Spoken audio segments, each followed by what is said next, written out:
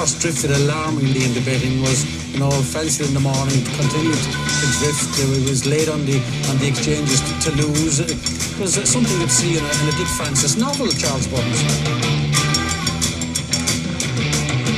The ground is soft. It's heavy. It's soft on times. It's heavy. Okay. Hello and a warm welcome. It's the first sermon of 2025 and I think this is going to be a corker. And as always, to chew through the fat of this week's events and other things, John and Chris. Good afternoon, gentlemen. Hello. Happy New Year, everyone.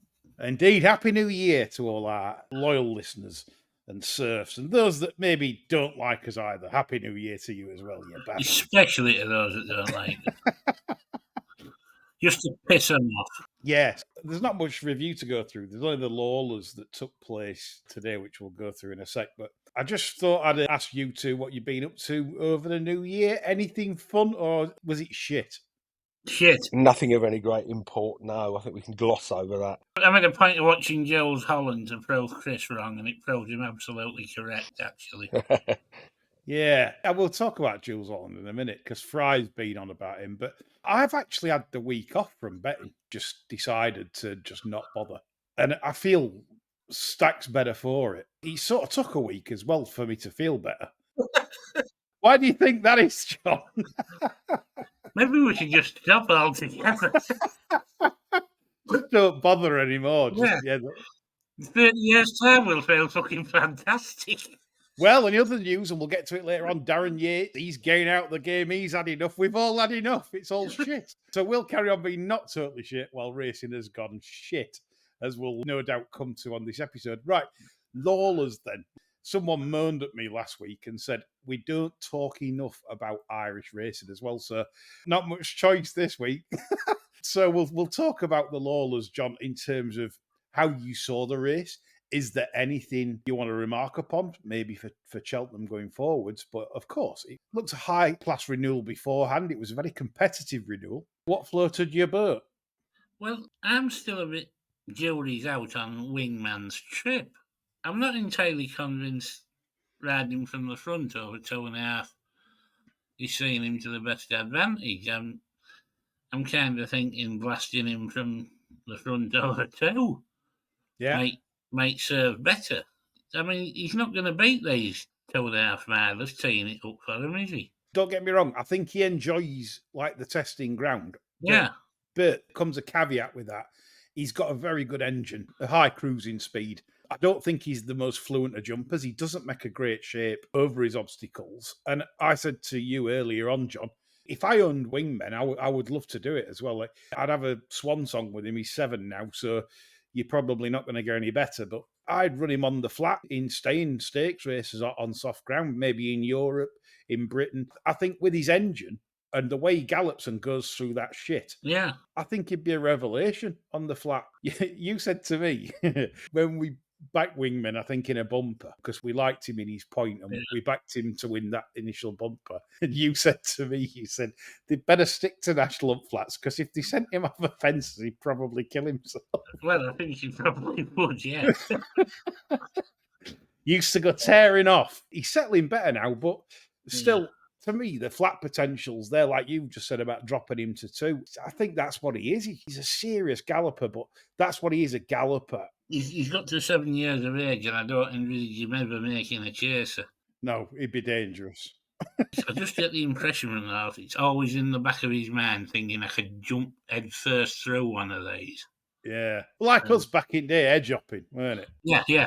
And you'd do little ones really well, and then you'd get to big ones. Yeah, you get halfway through and you stretch the foot with thorns and gorse. Yeah, you pull your T-shirt up after you've tried diving through it, and you look like something like off Mel Gibson's Jesus. Oh, yeah. That kind of thing. So, great days, edge hopping days, but that's how we see him anyway. So, going through the rest, obviously the winner, very impressive in the end, but I think they set it up as a real slogfest, didn't they? Yeah. They went hard at it early and there was no quarter given. Horses looked beat after about 4 furlongs, some of them. I just think some of them just didn't shine under that test. And if you've backed anything else today, say if you've backed Shuffle the Deck, if you've backed the Fav, the blogger might have, Jasmine Devere, I just don't think, for whatever reason, they've just not ran their races. They've just not been competitive. And on ground, when it's deep like that and they're really going in, I just think you get some funny results. So I wouldn't take any notice anti-Purse. They've got the yellow clay in as short as 4-1, I believe, for the Albert Bartlett 5s and 6s general. It just don't make any appeal at all at this stage, I don't think. There's nothing there to see, really. He's going to do that on the day, isn't he? I'll tell you, going forwards, the race before the Racing Post Novice Chase, Firefox, I really felt was very disappointing today. I really did think that he could be sort of like an outside squeak in the 2 mile division. Yeah. In the Arkle, you think, well, you can't write him off yet. Third to Croke Park last time narrowly, but if you watch the head on, he hung right on the running. I didn't like that. I don't like it when horses start hanging like that, because to me, that says, A, they might be just tired, but B, I generally think that's a sign that maybe he's just had enough of top-class company for now, and he's getting a bit. I mean, Mystical Power chinned him twice. It's a tough race against Croke Park, got beat. And today, I just thought he got thumped by the winner, didn't he? Il Atlantique. Especially with jump racing, I don't think it ever does you any harm to have a keen eye for these horses that look as though they're looking for an out. Yeah, I think he's had enough. That's my take on it. So if anyone's backed him for Cheltenham in any shape or form, yeah, I think you've done your dirt there. I think he's had enough. Firefox. They might put pieces on him next time, but once you start going sideways, I just think you're not really a fan of the game, and that's where I believe Firefox is going. Right, that's about all we've got on your review terms. Before we come on to some of your funnies in your Twitter questions, we need to talk about the BHA and some of the abandonments and inspections farce that we've had to endure in the latter part of this week. And John, I don't know what your take on it is. I've not spoken to you about it, but I just think this is a disgrace what's going off at the moment. It's a disgrace, again, as regards followers of the sport. People are just left in limbo, aren't they, really? Yeah. Chepstow today, I mean, any fool could say that card wasn't getting completed. Yeah. What kind of person do you have to be to think that is going to complete 6 races or 7 races, whatever? Yeah. You got Luke Harvey there, a veteran of 60 years racing at Chepstow, saying it's the worst ground he's ever seen. And I mean, that's Luke, everything in the garden is wonderful Harvey, isn't it? Mm. For him to be coming out with something like that. And then they still press on, because I think once they've run one race, they're not obliged to give refunds, are they?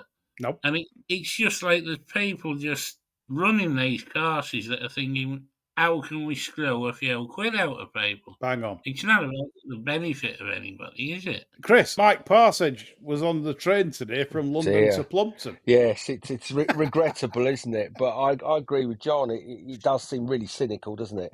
You know, it always seems to be abandoned after the second race when refunds don't have to be given, and you know, it happens too frequently for it to be anything other than a cynical ploy. So I agree with John on that one. I think the tracks now need reining in a bit, but where were the BHA? So here's my take on events. So Friday, Musselburgh were the first, of course, to abandon their meeting after, wait for it, 5 inspections. 5. And their last inspection was 10 minutes before the first was due off. A track that's for some trainers, say based in Midland or even further south than that, was going to take the best part of 4 hours to get to. And they just felt, yeah, we'll just carry this on throughout the morning. I mean, let's be fair about this, Lee. They're putting stable staffed lives at risk having them travelling in these conditions. Just everything. Cunningham, we give him some stick on the show about being GTG and Gravy Train Graham, etc. But he was spot on Racing TV on Friday. He was bang on the money. He was stood with Gordon Brune. I think this is Cunningham's future job. He needs to be probably a senior steward, I feel like, because he has got common sense. He definitely has, because what he said was spot on. He said that after 5 inspections, what does it look like from a welfare perspective for the animal? Absolutely. They run that 2-runner race. Mm. All right, even if you don't consider paying punters or whoever, let's say they run the 2-runner race and he said one breaks its leg or breaks down fatally on maybe an unsafe surface. How does it look for racing when racing itself is trying to promote welfare as the primary sort of like... The trouble is, racing only promotes welfare at the national meeting, the Cheltenham Festival, Royal Ascot and the Derby meeting. Yeah. The rest of the time, we couldn't give a flying fuck. Cunningham rightly said this meeting, once you start having 5 inspections, if he'd have been in charge, then it would have been called off in the morning, like the first inspection that morning. You can't leave anything to chance. And the problem is here, and we've seen it again today with Chepstow abandoning after 2. Plumpton decided it was fit for racing, then an hour later it wasn't. Obviously, they've got no radar. They haven't even got Google down there, have they? I don't think. They couldn't even check to see. Or a mobile phone with an app. Yeah. They couldn't even check the forecast for that morning. And they already said they were standing water. Now, the normal line would be, look, the standing water on track with the forecast. We're not going to get through today's card. Sorry, we're abandoned. So they put in welfare last. They put in punters, tailed off. They are doing this because of the media rights money. They are racing for big money now, race courses. And it costs them a fortune if they have an abandonment or they cannot fulfill a card. You can see this spewing out to the main sort of talking points that this is the reason they're doing it. They're racing for money. They're racing for top money. And I've got to say, do I blame the tracks? No, I don't. Because if I was chief executive at Chepstow, or I was chief executive at Plumpton, and this meeting today were going to cost me 100,000 in lost revenue for not getting the meeting going, then I'd be doing everything I could to get the meeting on. It's like 600,000 to the track. I blame, obviously, the media rights deal, but first and foremost, I blame the BHA yet again, because this is what you get when you get weak leadership. There should be a directive for courses. They shouldn't allow inspections after 8 a.m. in the morning. There should be a protocol, or 4 hours before the first is the last time you can take a look. And you have to take everything into account, the forecast, the current conditions. It's not rocket science, and it's got to be done 4 hours before the first, so people don't set off, people don't waste money, connections don't waste money, and then everyone's clear in what they have to do. It's BHA protocol that they must call either it's on or it's off at that time in a day. And if they get it wrong, which you will do from time to time, fair play, you have to accept that. But I'm sorry, but there's no defence for Plumpton. They knew the forecast. That should have gone. Like you said about Chepstow, looking at it, there was no way that could have got through the card. So the people making these decisions are making it because of money and nothing else. Chris, would you agree with that? Absolutely. Yes. Nothing to add to that. It's purely a financial consideration, and that has to be completely wrong. I agree with you. There has to be some protocol set down, because 5, 6, the optics of 5 or 6 inspections, it looks terrible, doesn't it? It's almost saying to the public that we're going to give it every chance, and even if it's just over the line in favour of horse welfare, we're going to risk these animals' lives, and that looks terrible, doesn't it? Again, the optics and the BHA, John.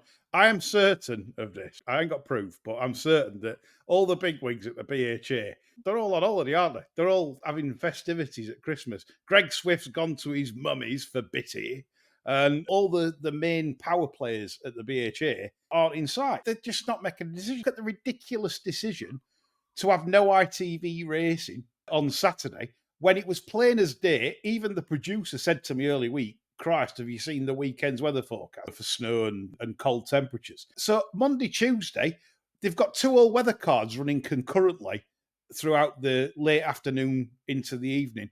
Why didn't they switch one of them on Monday or Tuesday to ITV racing slots as a backup to make sure ITV had something to show instead of Ben Hur? There won't have been a decision maker anywhere near the desk at the BHA over the entire holiday period. It'll have been like Coventry during the fucking Blitz, the Lowell Underground.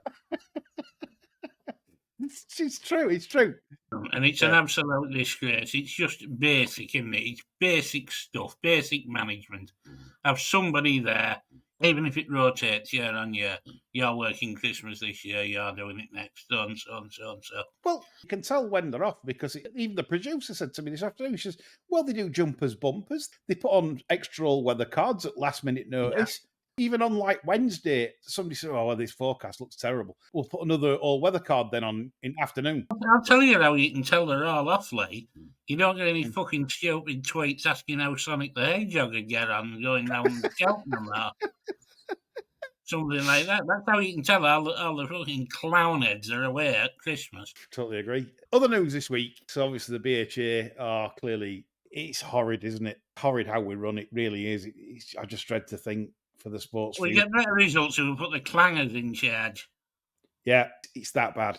Speaking of that, bad, someone else going out of the game, of course, Darren Yates sailed to JP McManus, the new Lion. And of course, this is quite big news because apparently the week before, Darren Yates was never going to sell the horse, this, that, and the other. But that appears to be a smokescreen because listening to Nick Luck's podcast, he said to Nick Luck that I'm afraid that the decision was always to sell. He's getting out the game as soon as possible. He felt that as an owner, he wasn't treated well by racecourses. There was one actually good point he made. Whatever you think to Darren Yates, I know he can be a bit marmitey, but he did say that Aintree, for example, I like having runners up north. Southern tracks aren't very friendly, Chris. Yes, with good reason. Yes, quite. Yeah, nasty southern tracks. So he said the northern tracks are the best and he loves Aintree. However, and he says, whilst he loves Aintree, he says, the non-Grand National meeting, you get to watch the racing outside the balcony, you know, they open it up to owners, they get the best views, everything else. But the national meeting, they put them in a tent at the back and they sell the box places for £2,000 a head. And he cited that as like just typical racing, how it just shoots itself in the foot. Owners are terribly treated. He also cited that the Challow Trophy, Newbury, he says he's had better trophies in 0 to 60 races in the past on the flat. He says it was terrible.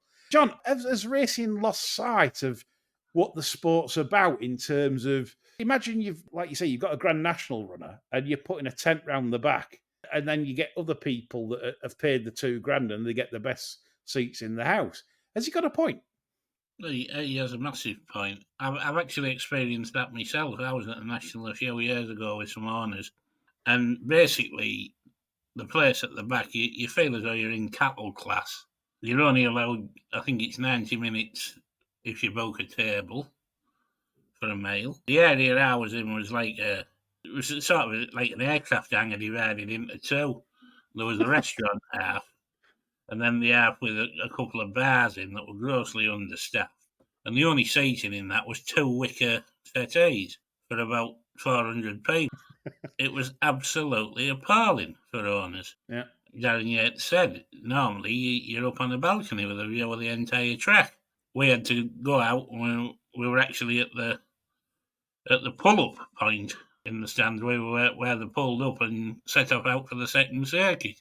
So we were either watching them racing towards us to the winning post or racing away from us going down to the first.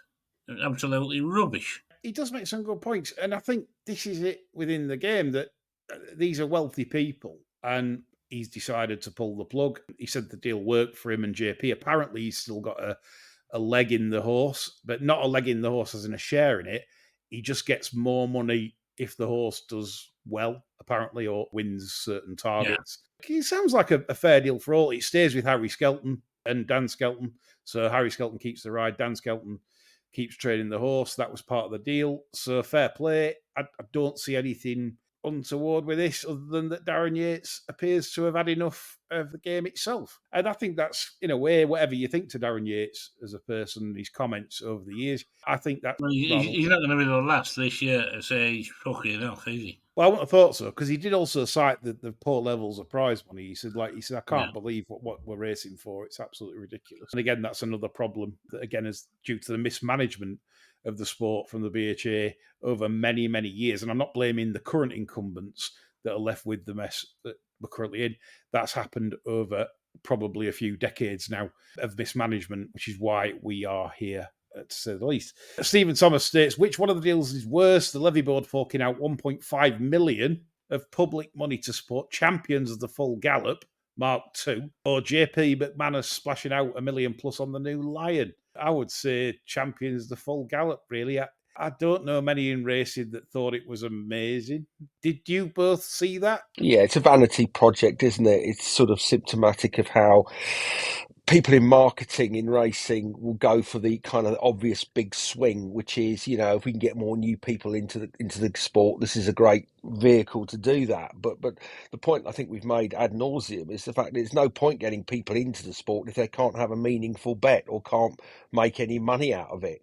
And you've got to argue that however many extra people might go through the turnstiles as a result of that program, are they going to be regular punters? Because you can't fund the sport from ice cream sales, can you? That's the essential problem. So yes, increasing attendances is fantastic, but are they going to be regular punters? And if they are they going to have their stakes accommodated? And, for various reasons, they're not. So I think it's an enormous waste of money, frankly. Yes. I thought it was very boring, I'll be honest. I didn't even get excited by any of it. A trainer challenge and a jockey's challenge and all this lot. I just didn't get excited by any of it. It didn't get the blood flowing. I can remember us talking about it on the Bar Stewards when we were asked to review it, and we said there needed to be more boots on the ground, more interesting stories from the bottom at how people have maybe won and lost it all, or a stable staff member that's I don't know, shot from nothing and problems to be an assistant trainer at a yard or something like that. That'd have been far more interesting to follow a success story like that than the likes of Pumpkin. That's how I saw it anyway. I just thought it'd be far more interesting to get the story, a proper good story, a feel-good story about maybe someone in racing that's had a load of shit kicked at them and then recovered and basically won at life, so to speak. I like to hear them rather than the shit they put on the first one. Right, that's enough on that. Right, what would make 2025 good for you two? Chris, what's on your 2025 wish Death, list? I think. What, assistant Yeah, dying? fucking right. Yeah, trip to fucking Dignitas in Switzerland. I think bit of mountain air and pull the plug. That'll do me. Yeah, not be long before you'll be able to do No, it here. indeed. You'll Yes, be able to do it here. yes. Thanks to Esther Ranson. Yes, absolutely. Pure Cremation should sponsor this pod. We talk about it that often. They should do, really, shouldn't they? Yeah. Get $3,500. You've got your funeral sorted. All you've got to worry about then is who's paying for free bar. There you go. 2025. Chris is waiting for death to come. John? I'd love Elon Musk to do the lot in. Yes, advised by Martin Because Lewis as well. Get him. Yeah, I don't think he's Satan walking amongst us. Yeah, I'm not so sure about this character at all, I'll be honest. I'm not. I think he's an out-and-out cunt, to be honest. I wouldn't trust him as far as I could chuck King Kong. He made about £1 billion out of Trump being elected after chucking 100 million at the campaign. Yeah. So he's obviously going for a double dose with the Reform Party over here. He's just a fucking wrong, and there's no question in my mind. And other than that, I would like Aidan O'Brien to win another classic with another Justified that doesn't train on. For all pedigree buffs, yeah. Statisticians doesn't train on Justified. That's got a bit watchword of 2024. We should have touched on that. Justified doesn't train on. The best mile and a quarter form all year was, of course, City of Troy in the International. And he was, of course, a classic winner in winning the Derby. Well done, Justify fans. 2025, Seth's been on. Race times revert to normality. 2:47. He says, what's the point of that? They're never on time. Price-wise prints a P&L to shatter the myth that it makes money. Spencer and Fanning retire. All-weather renamed, as it's clearly not. Ban watering in summer.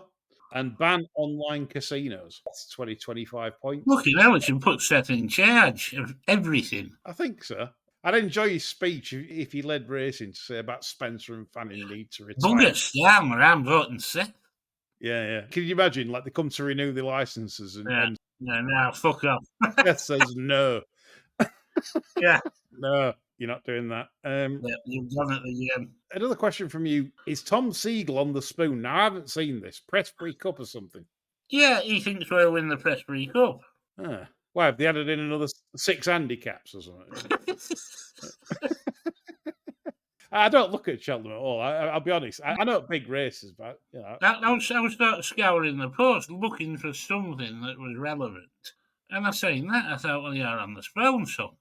What? Where's he getting his ideas? What have we seen over here that we want to back for Cheltenham at the minute? Yeah, but this is what they do. They write shit. And we'll come on to the Racing Post in a minute. And in particular, Tom Kerr, the editor of the Racing Post. We're going to give him some shtick in Dutch. What? Over the New Year period, was Jules Holland truly shit? That is the question from John. So, John and Chris, was Jules Holland totally shit? He was worse than shit, in all honesty. I didn't realise. Yeah, no. God almighty, some of them interviews between the faces. Was it Vic Reeves was on? I mean, he was just pissed. Yeah. And Jules Ellen couldn't be asked to talk to him, but the producer was obviously saying, keep going. And we had about 5 minutes of just this inane rambling bollocks, you know? And I mean, they don't even record it New Year's Eve, do they? No, I said that. I've said on past shows, it's bowled me a googly because I used to love it when I was younger, but like now I've like gone all off it because then I got told it got recorded in August. It just kind of ruined everything. It didn't sit with me. But Fry's been on and said, R.E. Jules Holland, Geldof has actually turned into Father Jack, mirroring the joke in the episode with the burping sheep with a feck off. He has to do much. Oh, it's himself, all right, says Fry. Yeah. Geldof, he looks a tramp now, doesn't he? Yeah. Yeah, Well, he always looks a bit of a tramp. absolutely. Yeah, he looks like him now, doesn't he? And he behaves like him. So yeah, I'll go with that. They're just making a fortune, these people. They can't even be asked to have a fucking wash now, can they? To be fair, I did that when I went out the other day. I just went all Horse fucking, wash, that was it. Yeah, quick splash and they're gone. Yeah. really scruffy. Well, it's cold weather, though. You can put a scarf on, can't you? And that covers a multitude of sins. Well, you put a hat on, a scarf on. If there's none of your eyes show, you only need your eye drops in, don't you? You know? Yeah. They do look for winter. Optrex. Yeah. Coming on to the scandal of last week, which was certainly excellently covered by the AK Bets podcast with the excellent guys on there, Harry Stewart Moore, UK Hill, and AK himself. It was well covered by those chaps. But I'd just like to follow it up in a way, because you put something here, John. Alistair Campbell, John Dance, might as well get Musk involved. You're obsessed with Musk now. I'm after bringing him down. He wants to bring Starmer down. I want to bring him down. I can see this. I can certain hatred here of Elon Musk in terms of what he's doing at the moment on Twitter, etc., etc. I'm not getting involved in that. They're all fucking demons anyway. We know. Oh, yeah, totally. Yeah. I'm going to ask Chris some shit in a bit on this anyway about demonic groups and Freemasons and all that shit.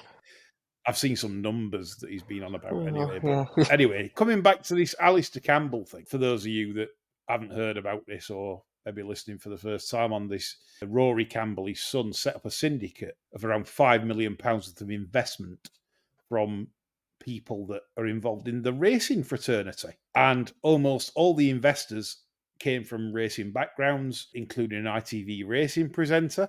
And it looks like Joe Suarez-Smith.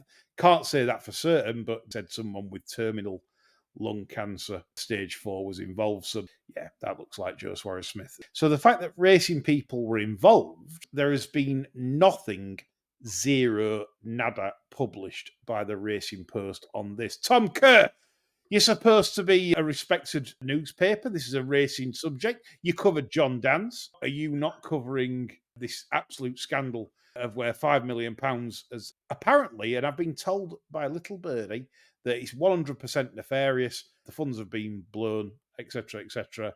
That's the word I've got. It's been very quiet on the subject. Apparently investors are very upset and all will maybe come out in the wash. Or will it come out in the wash? Because as we've seen before with these scandals, Christopher, certain people seem to go very quiet on the subject. Yeah, I mean they have access to the best legal representation, the best kind of PR management facilities, and look, they'll probably settle their way out of it if there has been an issue.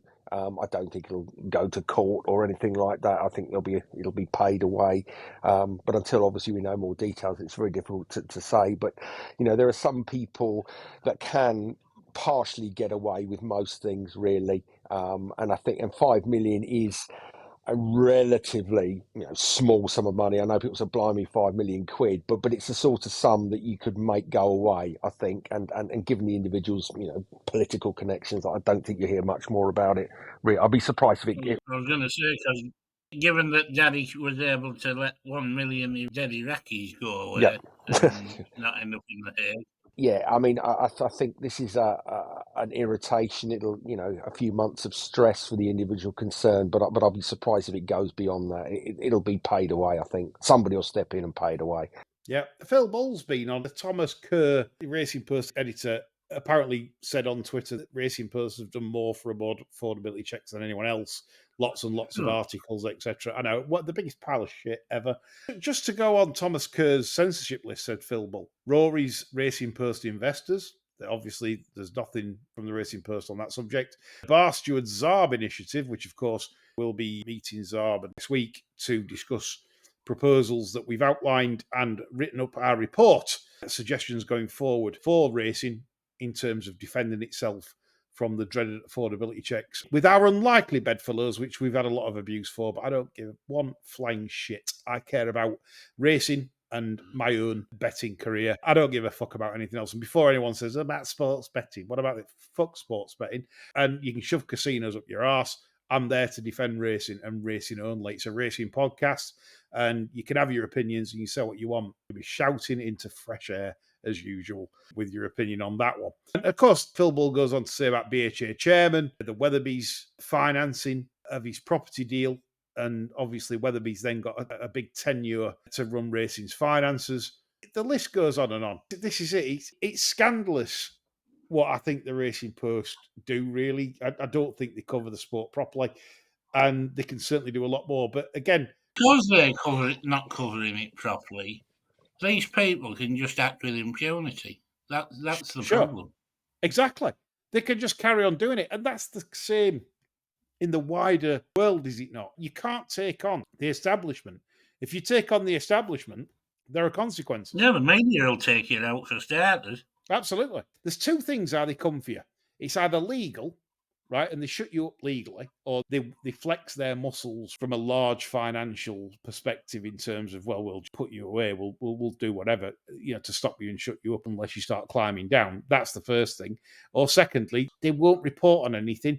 You're just screaming beneath the waves about scandals, etc., because they answer to the paymasters, Chris. Do you agree with that? Yeah, that's right. They almost don't have to silence you because they don't seem to be under any moral or professional obligation to report it. So it kind of doesn't matter what you say. If they choose not to give it airtime, then they kind of don't need to do anything else. And yes, we would all argue that they should, as sort of journalists, report on these things, but they don't really. And the Racing Post has a almost unique position in journalism. Not national broadsheets, however, reluctantly might hold their nose and report on issues which they are fundamentally opposed.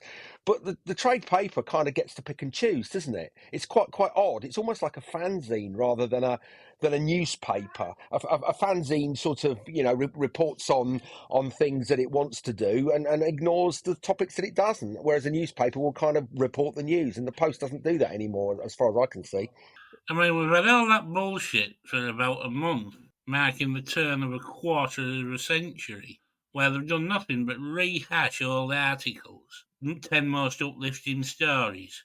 Henry Cecil, Corny Gray, Sprinter Sackrell coming back. 10 more shocking stories. Zeroni, Fallon in the dock. Then the greatest record breakers. There's nothing more than a fluffing exercise over Willie Mullins and Aidan O'Brien, who were playing with a marked deck anyway. Yeah. Absolute cobblers. Content shit.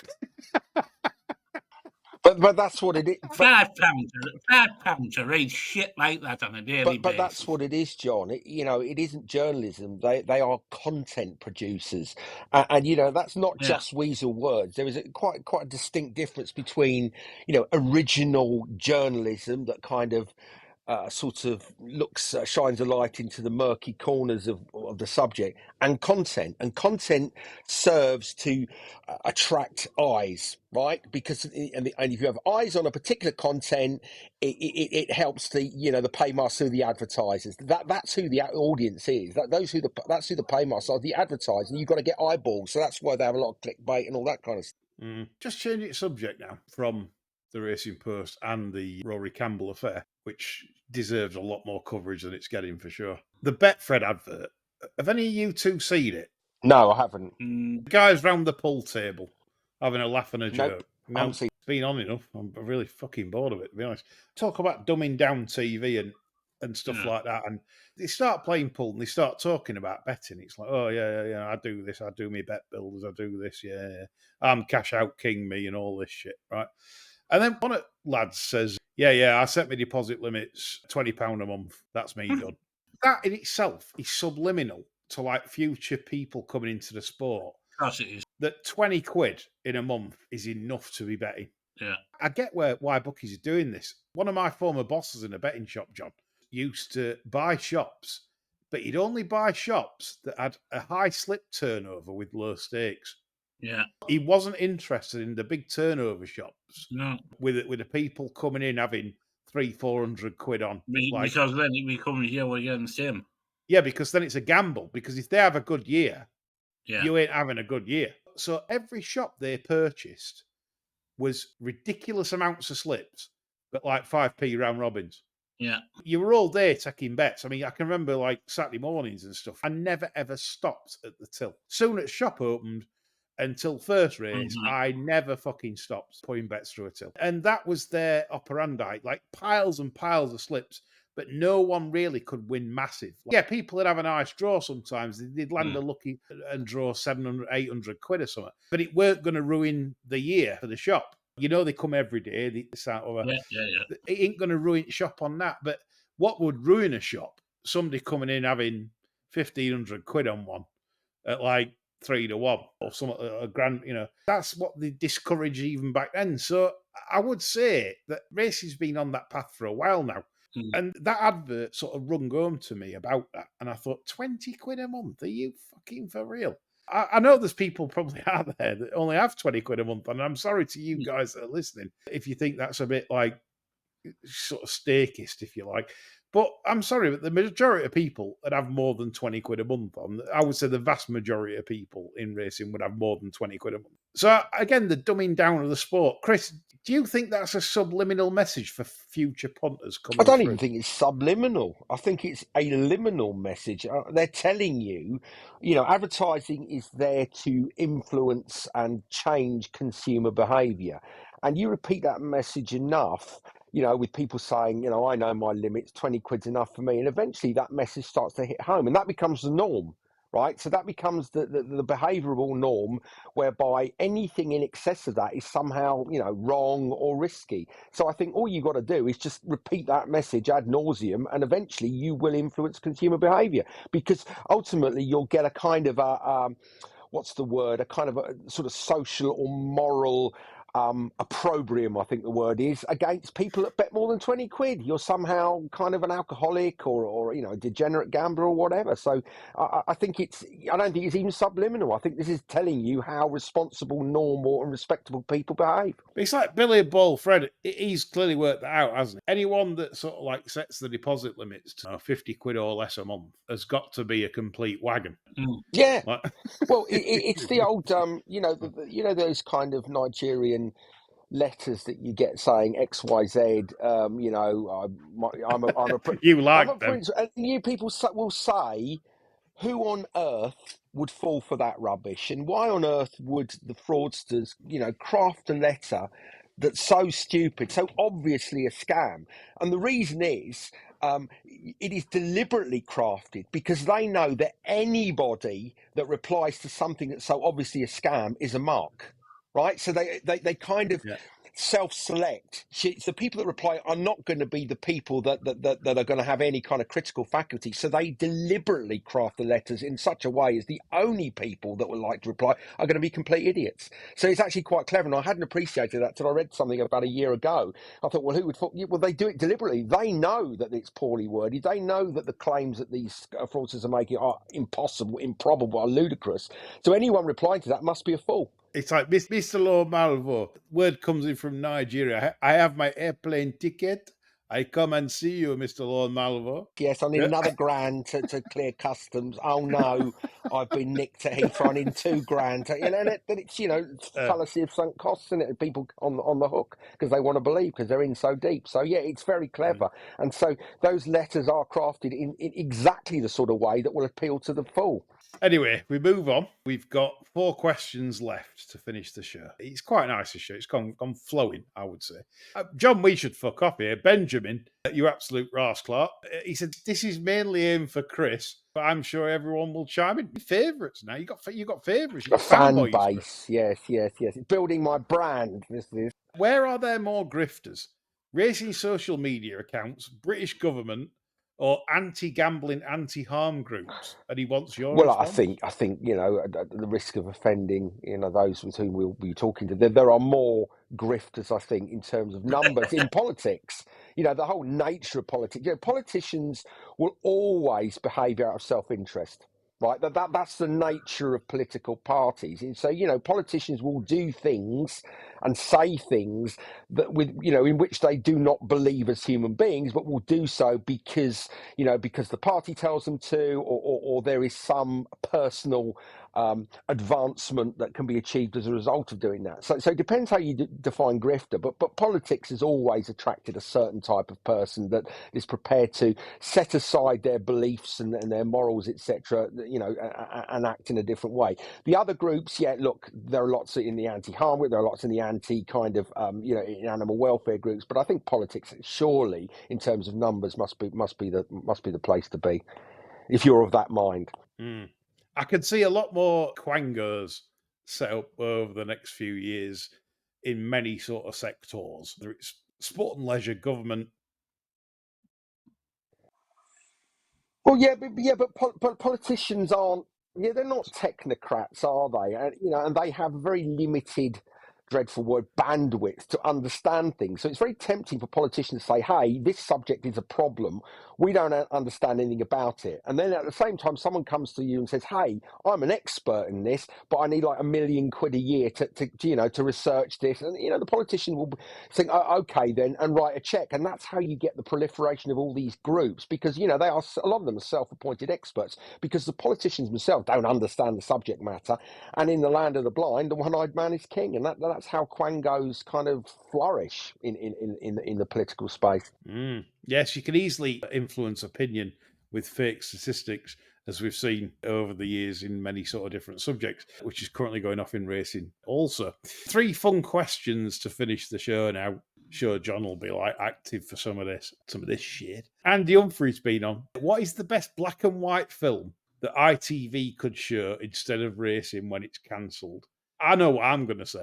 So I'm going to ask John first what he's... I would go for a throwback to my school days whenever I was off school, you used to get some absolute dramas on the telly, and I'd say the Will Hay comedies, where he was the school teacher, like Good Morning Boys and one or two of the others, and also the old Johnny Weissmuller Tarzan film, which I thought were fucking hilarious.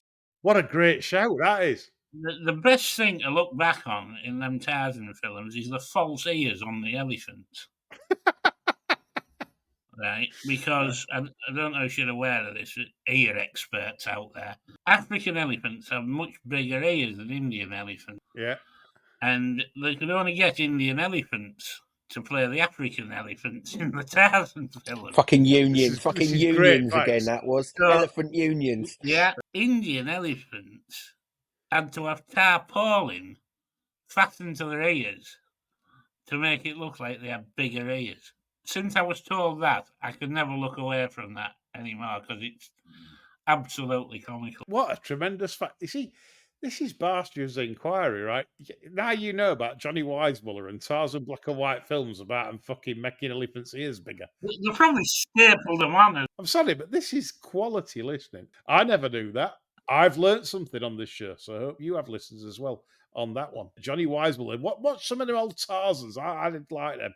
I really did like the Johnny Weissmuller ones. Chris, there must be some black and white film that you're obsessed with. Not so obsessed, but I think, in terms of equally rubbish, they should play, not a film, but they should play back-to-back Champion the Wonder Horses. Remember that on ITV, on BBC during Champion and Rebel was the dog, wasn't it? Yeah. So I think Champion the Wonder, because that was pretty awful stuff, and I think a generation of people in the 70s was scarred by having to watch that during school holidays. So yeah, I used to like Did you? that. Oh, An early role for Mark Johnston, the double figure. yes, yes, quite, yes. Champion the Wonder Horse, and that was. I think I should play back to back those ones. John introduced me to one in recent times. I've said it on previous shows, but if you love a racing like old Rainbow Stripes, John, Rainbow Jacket. Rainbow Jacket. Keep getting that wrong. Why I keep saying Rainbow? It's a striped jacket, isn't it? That's what... Yeah, he puts me off. Rainbow Jacket. That is one brilliant film. John put me onto this, and I bought DVD off Amazon, and I've not regretted that at all. I loved it. It brings a tear to your eye, that game where you were persuading Jockey to stop it, and you got old Jockey Club members. I've got one running today at Warwick or something. It's like 4-1. Everybody that was in the Jockey Club was like a clone of Robert Morley, weren't there? Yeah. Honestly, I urge listeners to get that and watch that. You won't regret it. It was brilliant. Obviously, you've got to forgive the old effects of the 19 whatever it was when it came out. But listen, the story's wonderful. It's quite heartwarming as well. Young lad that's into racing and an early role for Compo, wasn't it? That Bill Owen. Yeah, Bill Owen. Yeah, wow. From the rest of the summer wine. Good question, that mate, Andy Humphrey. Right, next, second to last question. Bert Doncaster. I've never seen an episode of Only Fools and Horses. Good. Tell us a fact about yourself that no one believes, Chris. Oh gosh, it can't include your phallus. No, can it not? Oh dear, that limits it. A fact about me that no one believes. Yeah, it's a difficult one. I'm utterly transparent, so I think everyone can conclude what kind of person I am from this weekly nonsense. So I think I'm totally transparent.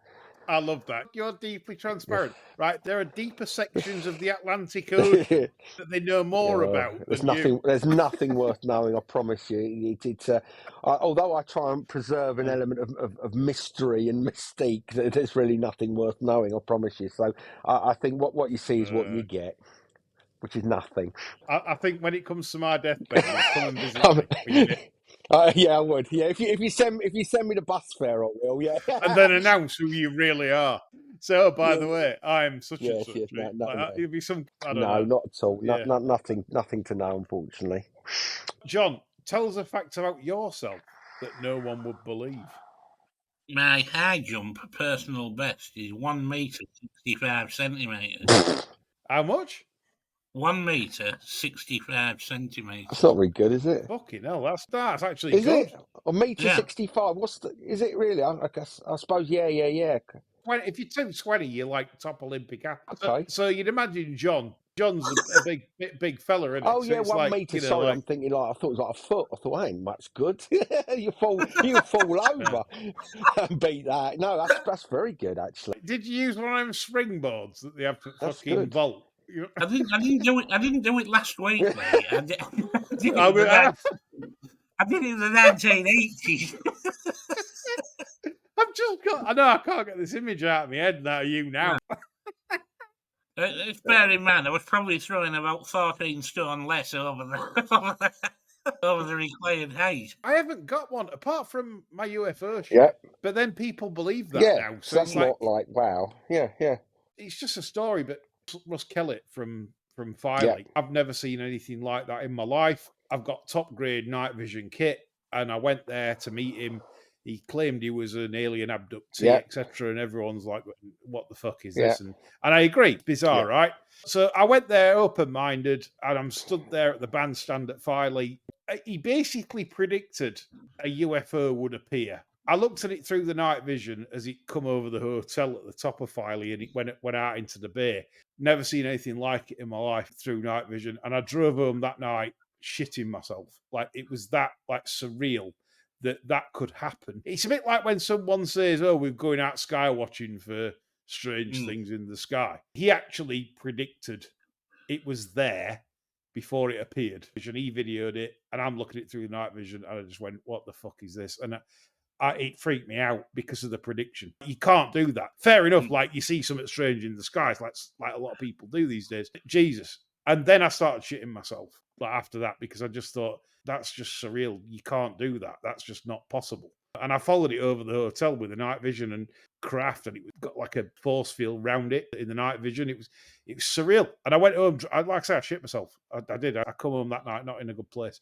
That was one of the strangest things. And obviously no one might believe that, but then nowadays people probably do more than what they did when that happened back in the day.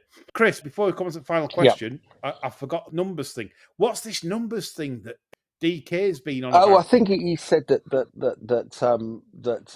Littler ought to be called Hitler, Yeah, and and of course, yeah, and if Adolf Hitler. yeah, exactly, and 1-8 and all that sort of stuff, which is, of course, in far, far, far right circles on the very fringe of the right, within the sort of neo-Nazi community, their sort of allegiances are expressed numerically in tattoos, and it is largely an American thing because, of course, people aren't stupid enough to wander around with sort of swastika tattoos like they used to. So as opposed to having a swastika tattoo, they will show their National Socialist credentials by expressing them numerically. So, for instance, you've got 1-8, which is Adolf Hitler, obviously the first letter of the alphabet being A, and the eighth being H. Then you've got Heil Hitler, obviously 8-8, and you might see those on, tattooed and prison gangs and things. And the other one would be 1-4, which is reference to the 14 words, which is a sort of a doctrine within or contemporary National Socialism, which was espoused by a man called David Lane, who was part of a kind of a far right terror group in America called the Order. And I won't give it the oxygen of publicity by repeating what the 14 words are, but it's about the preservation of the Aryan race. So, and that's expressed in 14 words. So your neo-Nazi that doesn't want a swastika will have 1-4 tattooed on their person. So that's really what the basis of that is. What's like significant numbers like within these cult circles? Because I saw you commenting on Twitter 88 and Yeah, well, or that's certain it. numbers. It's just simply a representation. They're not kind of.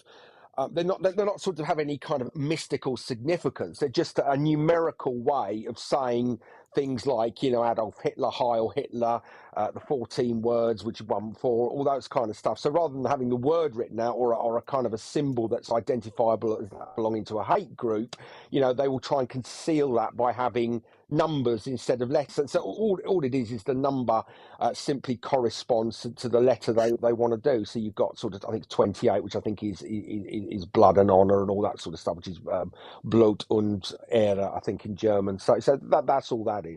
All right. Yeah, never heard of that shit. There you go. Well, you've never been part of a neo-Nazi prison gang, so how would you know? Samuel the Cat. He says, what's the silliest financial transaction the bar stewards have ever made? Have you ever been scammed or knew someone who fell for a daft scam? Or have you invested in some company, a bad car, something expensive, or even a horse? Plenty of them. And thought the next day, why did I do that? Yes, plenty of them on horses. I want out. Samuel the Cat. So, John, first question to you. I once bought a Volvo C90 and paid a ridiculous amount of money for it. Yeah. And it was a complete vanity project because the tiniest bit of research would have told me that the transmission goes on them after 70,000 miles, and this had 72,000 on the clock. Needless to say, the transmission went the first week. I think that's one at worst, isn't it? When you buy a duff car, like say if it's private, you buy something that might be 8-9 year old or something. We've all done it back in the day, and next minute you discover a terrible, terrible problem. Well, my worst one that still gives me nightmares, but it did teach me a great life lesson, was my first day managing his betting shop. Word must have got round that the old naive 18-year-old idiot had just been put in charge of the family business. This still haunts me to this day. It got to lunchtime, things got quiet, sat reading the paper, the customers in.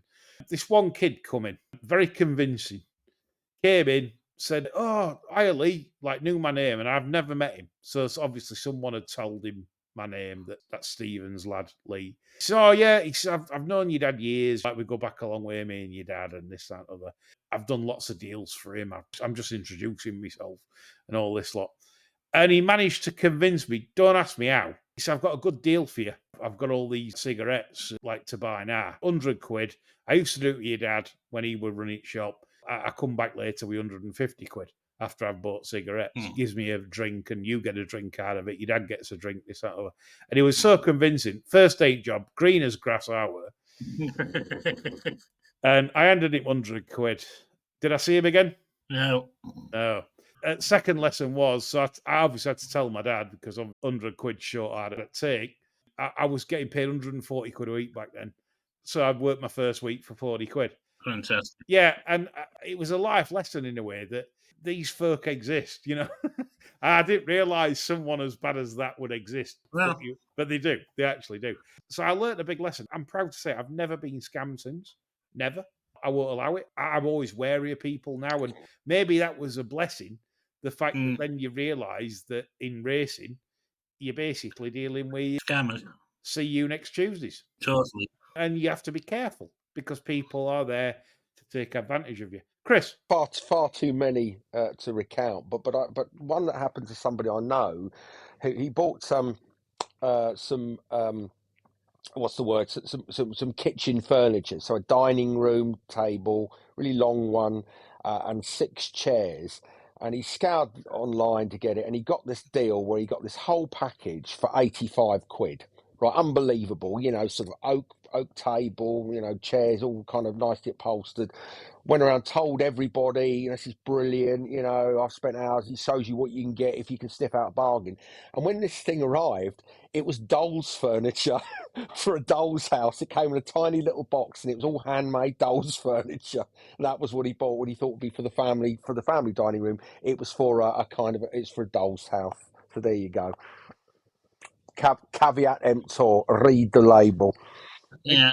Yeah, it's incredible. There's small scams since. I mean, we've all fell for the we'll buy off an unregulated manufacturer that sends you an empty envelope with a receipt rather than the product. I think a lot of us have sort of fell for things down the line. So never feel foolish because that's the world it is. But keep clear of major scams and just make sure that whatever you decide to do in life in terms of parting with your money, make sure you can rubber stamp it with the person that you're dealing with rather than someone like colleagues of Rory Campbell. We feel sorry for investors into Rory Campbell's syndicate. And what a suitable way to finish the show on that note. That's all from me, John and Chris, and we're back next week for more shenanigans. Bye for now.